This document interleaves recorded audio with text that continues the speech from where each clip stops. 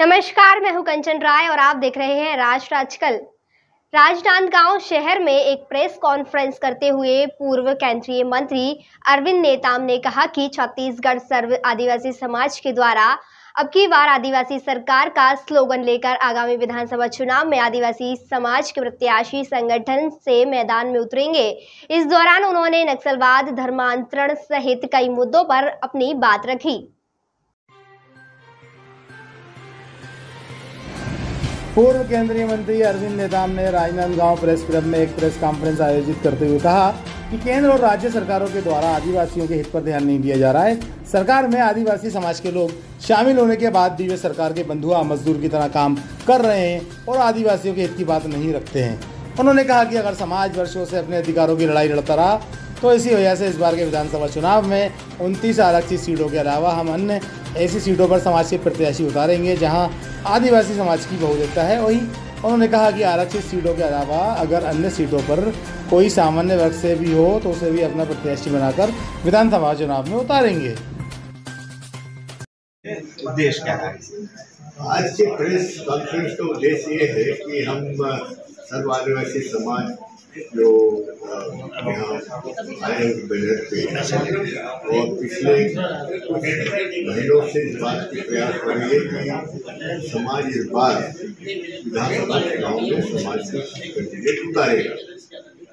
उसके पीछे ये है कि ये समाज पिछले 15-20 साल से काम कर रही है अपनी संबंधित अधिकार की लड़ाई लड़ने के लिए, कानूनी अधिकार की लड़ाई लड़ने के लिए, और सरकारें इन बातों पर गंभीर नहीं है और हमारी जो लड़ाई है उसको ध्यान नहीं दे रही है। क्योंकि हम अधिकार की लड़ाई लड़ रहे हैं तो इसीलिए जब कहीं सुनवाई नहीं हो तो ये तय हुआ है समाज में कि हम समाज की तरफ से उतारेंगे। और दूसरी बात जो है कि आज जो हमारे जनप्रतिनिधि हैं उनसे जो उम्मीद होती थी वो भी उम्मीद उनके से बिल्कुल नहीं है, और जो बात उठानी चाहिए थी समाज की वो भी नहीं उठा रहे हैं। तो हम चाहते हैं कि जब सरकार में कानून का पालन नहीं कर रहे हैं, अपनी समस्या का समाधान नहीं कर रहे हैं, हम आंदोलन किए, धरना प्रदर्शन किए, जेल गए, उसके बाद भी कोई उसका निराकरण नहीं हो रहा है। तो हमने ये निष्कर्ष निकाले हैं कि भारतीय जनता पार्टी हो या कांग्रेस पार्टी ये तय कर लिया है कि तो जो भी करना करने दो, आखिर चुनाव आएगा तो हम दोनों में से एक वोट देंगे, या कांग्रेस को देंगे या तो बीजेपी को देंगे। तो हम 15 साल में यही चीज करते रहेंगे आजीवन, और रिजल्ट का कुछ ना निकले ये तो अच्छी बात नहीं है। तो ये एक बहुत बड़ा निर्णय है समाज के लिए, और सामाजिक आंदोलन को आधार बनाकर हम राजनीतिक मैदान में उतर रहे हैं। मैं व्यक्तिगत तौर से समाज को राजनीति में उतारने के पक्ष में नहीं था, पर सभी सरकारों ने मजबूर कर दिया। अगर मजबूर नहीं करते, अब हमारी बातें सुनते रहते करते रहते तो काहे को हम ये सब करते। तो ये स्थिति पैदा हुई है, और इसीलिए हम 20 सीट जो रिजर्व सीट है उसमें भी उतारेंगे, और 20 सीट और है जहां हमारी 20,000 से लेकर 80,000 मतदाता आदिवासी है, वहां भी प्रयास करेंगे।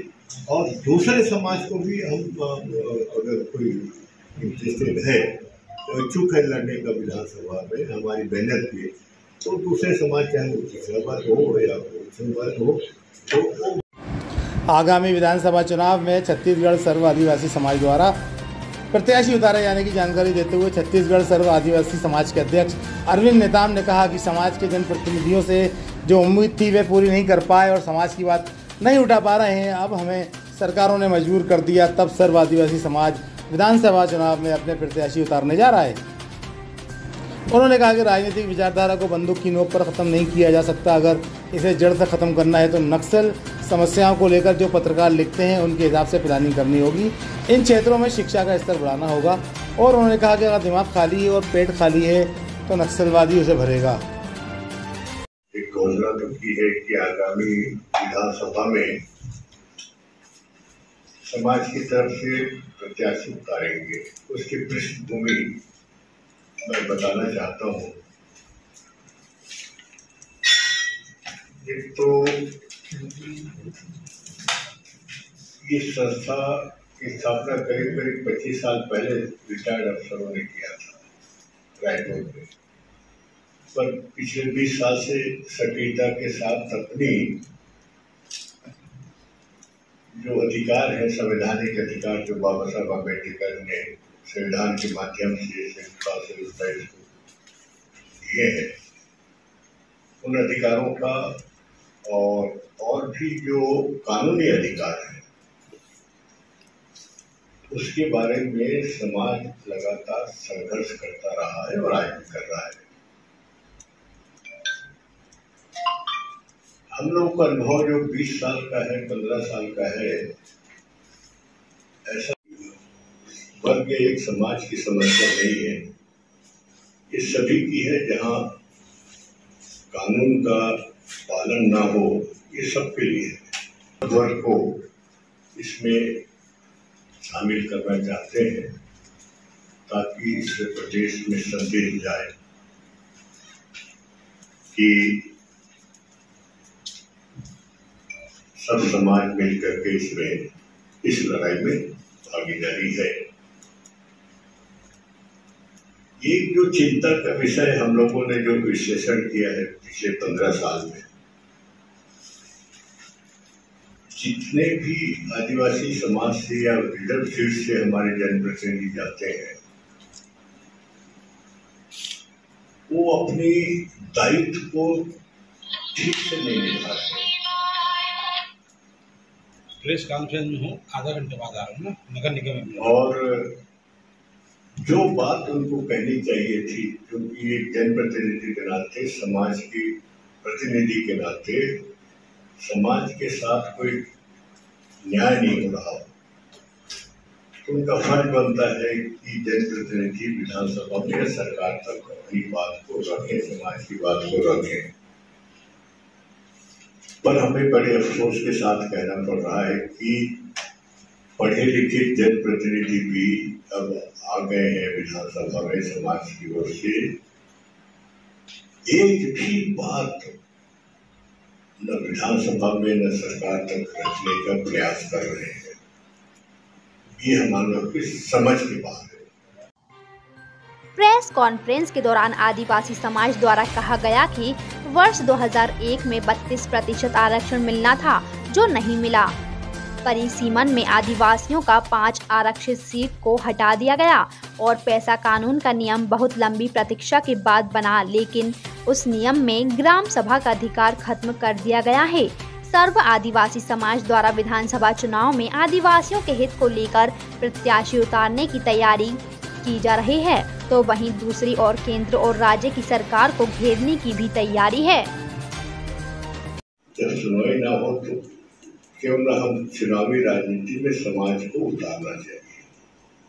हालांकि समाज का काम नहीं है कि चुनावी राजनीति करे, मैं इसके लिए बिल्कुल सहमत नहीं हूँ,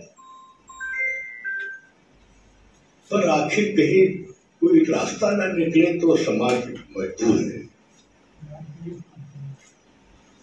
तो मेरा ये आशा यही है कि सरकारों ने हमको मजबूर कर दिया ये स्थिति में आने के लिए। पूरे रिजर्व सीट में हमारा कोशिश होगा, प्रयास होगा समाज की तरफ से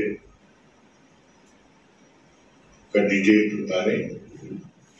और इसके अलावा भी 20 जनरल सीट है जहां हम लोगों ने विश्लेषण किया है, जहां 20,000 से लेकर के 70-80 हजार आदिवासी वोटर हैं जनरल सीट में। वहां भी कुछ सीटों पे आजमाएंगे समाज की तरफ से।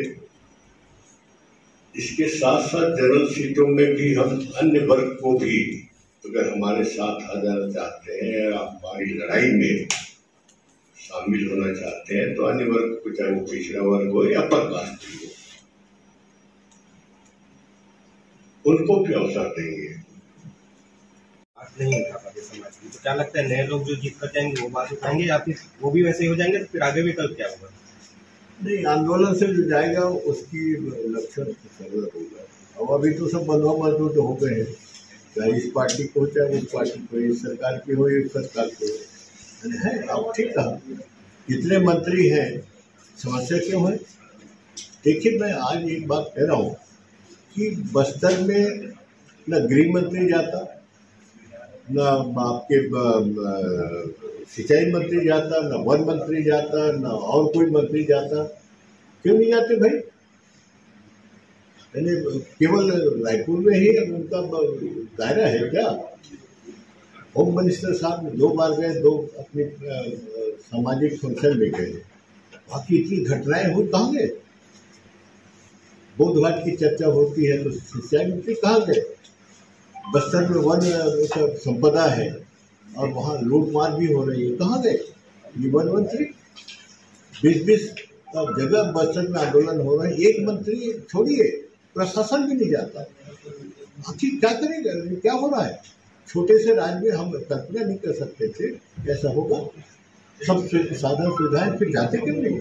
बड़े पैमाने पर आदिवासी लोग कृषि। रखिए देश के हर शहर, हर गांव, हर कस्बे की खबर पर नजर, सिर्फ और सिर्फ राष्ट्र आजकल न्यूज चैनल पर।